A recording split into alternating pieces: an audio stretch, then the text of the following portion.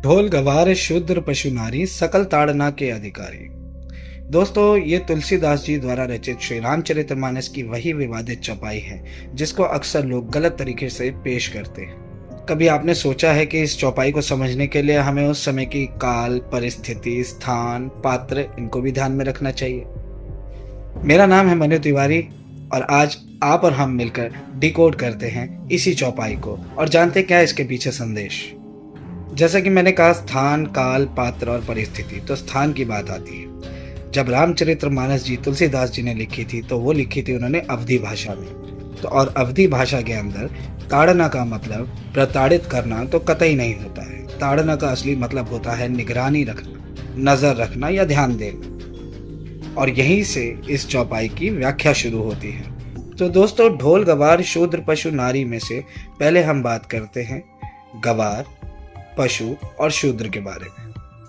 जब तुलसीदास जी ने रामचरितमानस लिखी थी, उस समय के गांव के सामान्य लोग अशिक्षा के कारण बहुत आसानी से ठगे जाते थे। बड़े बड़े ताकतवर लोग, साहूकार लोग उनका शोषण करते थे। तो तुलसीदास जी ने कहा कि गवार पर ध्यान रखो, उस पर नजर रखो, उस पर निगरानी रखो, ना कि उसे प्रताड़ित करो। बात करते हैं शूद्र की। शूद्र उस समय का एक मेहनतकश वर्ग था जो कि खेतों पर, साहूकारों पर या बड़े बड़े जमींदारों पर निर्भर करता था। उनका शोषण ना हो, उनका मेहनताना उन्हें पूरा मिले, उनके अधिकार सुरक्षित रहें, इसलिए तुलसीदास जी ने शूद्र पर नजर रखने के लिए, उस पर निगरानी या ध्यान रखने के लिए कहा था। बात करते हैं पशु की। दोस्तों, पशु मूक जीव है, वो अपनी पीड़ा कह नहीं सकते, वो पूरी तरह इंसानों पर निर्भर है। इसलिए तुलसीदास जी ने कहा कि पशु पर नजर रखो, उसकी भूख, प्यास, सुरक्षा का ध्यान रखो। इसमें प्रताड़ित करना कहीं भी नहीं है। अब बात करते हैं नारी।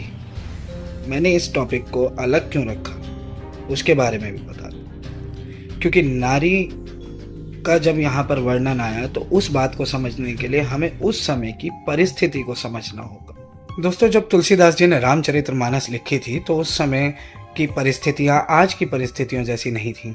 उस समय बहुविवाह, बाल विवाह, पर्दा प्रथा, सती प्रथा या महिलाओं का शिक्षा से वंचित रहना, ऐसी बहुत सारी कुप्रथाएं थी। तो तुलसीदास जी इस बात से लोगों का ध्यान आकर्षित करना चाह रहे थे इस तरफ कि घर के जितने भी पुरुष लोग हैं वो अपनी महिलाओं पर या उन पर नज़र रखें, उनके भावनाओं की, उनकी सुरक्षा की, उनके सम्मान की रक्षा के लिए उन पर नज़र रखें ताकि उनके साथ अन्याय ना हो, क्योंकि वो नहीं बोल पाएंगी। उस समय की परिस्थितियाँ ऐसी थी। और अब आता है इस चौपाई का सबसे दिलचस्प हिस्सा, यानी कि ढोल। यहाँ बात करते हैं हम काल की। कि आप सब जानते हैं उस समय जब तुलसीदास जी ने रामचरितमानस लिखी, उस समय राजाओं के राज होते थे। कोई केंद्र की सरकारें, बीजेपी, कांग्रेस, ये सब नहीं चलती थी और ना ही किसी तरह का दूर संचार का, किसी भी तरह का कम्युनिकेशन का सिस्टम था। तो राजा को अपनी बात अगर जनता तक पहुंचानी होती थी तो वो केवल ढोल या नगाड़ों के माध्यम से ही पहुंचाई जाती थी।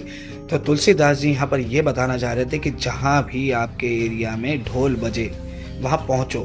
कोई उत्सव है, कोई नया टैक्स है, या राजा किसी को सम्मानित कर रहा है, या राजा किसी को सजा देने वाले हैं, इस तरह की सभी जानकारियाँ ढोल और नगाड़े बजाकर दी जाती थी।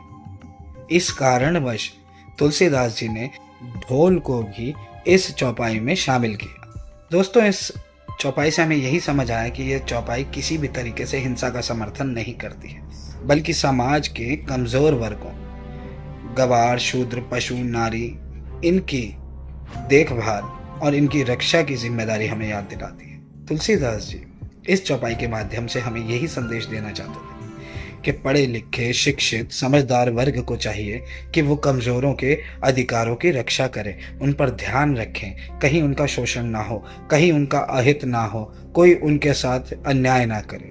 जहाँ तक मेरा मानना है, केवल यही इस चौपाई का सही मतलब रहा होगा। उम्मीद करता हूँ कि आपको मेरा दिया हुआ ये लॉजिक पसंद आया। कितने लोग मेरे दिए हुए इस लॉजिक के साथ सहमत हैं तो प्लीज़ मुझे कमेंट सेक्शन में ज़रूर बताइएगा। इस तरह की और दिलचस्प वीडियो देखने के लिए कृपया हमारे चैनल को फॉलो करना ना भूलें। नमस्कार।